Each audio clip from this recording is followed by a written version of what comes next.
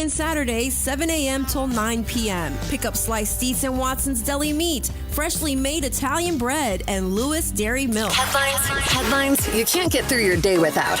On Power 101.7. Good morning to everybody jumping on our Facebook Live this morning. Make sure to check out the Bill and Jessica podcast right up on our free Power app in your app store, top left-hand drop-down.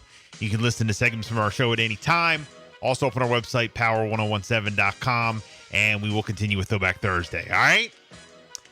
Number one, I do not have a DMX update.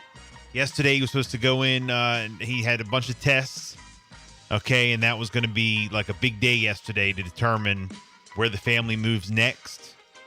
There's a lot of different stories out there about DMX. He is still on life support at the ICU, and we will definitely keep you up to date and let you know as soon as we hear something. But we don't have any update as of right now. I've looked everywhere, don't see any updates. So, again, we'll keep you up to date as soon as we get information in here, okay? But, again, prayers going out to DMX. But we do have an update on Tiger Woods. Yes, the LA County Sheriff has revealed the primary cause of the wreck that seriously injured Tiger Woods back in February, and it's speeding. Yeah, according to the investigation, Tiger was driving 84 to 87 miles an hour at the moment when he crashed into the median. That's nearly twice the posted speed limit of 45. It was also downhill, like a curvy stretch road. The vehicle was still traveling at 75 miles an hour when it collided with the tree on the other side of the roadway, more than 100 yards away. They also say there was no signs of impairment, but there's still some questions as to whether Tiger was conscious when he crashed into the median or whether he'd fallen asleep or was otherwise out of it. Tiger was dazed when the authorities first arrived, and he didn't remember the accident or even driving. Maybe he was in shock, but there's also this. Tiger's vehicle had a black box data recorder. Wow.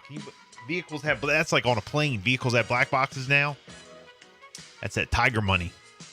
The black box showed that he was hitting the gas and there was no pressure at all on the brake. All right, officials say it's possible that he inadvertently stepped on the gas instead of the brake when he realized he was losing control. Then also, they say that there's no evidence Tiger was distracted. Specifically, they don't believe that he was on a cell phone either during the crash. For the record, this didn't have to be public. Tiger waived his right of privacy and authorized the release of the accident report. So, I mean, look, he was like, look, I want to let my fans know. I guess there's nothing to hide. It is what it is. After it was released, Tiger put out his own statement, although he didn't address his alleged speeding for the accident itself. He says, quote, "I received word that their investigation has been completed and closed. I'm so grateful for both the Good Samaritans who came to assist me and called 911. I'm also thankful to the LASD deputies and the LA firefighters and paramedics for everyone helping me and, you know, being on the scene, getting me safety to the hospital." So there you go. But shout out to Tiger Woods. Get well soon. I believe he will be back. I do. He's a fighter, you know. So, again, hopefully he'll be back out on the golf course. Shaquille O'Neal, Shaq, did you see this story trending yesterday? He was in an Atlanta area Zales jewelry shop looking to purchase some new earrings. And he saw a guy who was asking how much... he saw a guy who was asking how much he still had to pay on his engagement ring that he had on layaway. So, Shaq walked up, offered to pay it off for him. At first, the guy didn't want to accept, but they talked about it, and he eventually agreed. That's all right. I see you, Shaq. Supposedly, Shaq didn't intend on, you know, having like a story get out there about it and us talking about it or whatever. He just wanted to make people smile. But someone, of course, was filming him in the store. They put it up on social media. It went viral. During the NBA After Show on TNT on Tuesday, Shaq says, "I saw the guy. He was just so shy. He was saying, 'Hey, how much do I owe to pay this thing off?' He was a young kid, a hardworking guy. I said, 'You know what? Tell your girlfriend I got it. Take care of her.' He told the man not to worry. He does it all the time." So, again, look, man, that's all right. Round of applause for Shaq. Doing good deeds. I'm just saying. That's pretty cool. How about this? Coming from the New York Post. Giant lizard goes on a supermarket sweep, and a wild video goes viral. Yes, Godzilla vs. Kong wasn't the only giant lizard drama this week. A massive Asian water monitor terrified shoppers after going on the King of Monsters escapade rampage at a 7-Eleven in Thailand. I thought it was Florida when I first saw it. I ain't going to lie. Because you know how them alligators are down in Florida. It was actually in Thailand. The original video tweet of the incident racked up nearly 1 million views before it was deleted. The frightful clip, which has been reposted to Facebook, shows a monster reptile scaling a shelf of milk, knocking off cartons and causing onlookers to cry out in shock. Wow. All I got to say is, nah. Hell no. And you guys see that? Look, you got to search that. Story.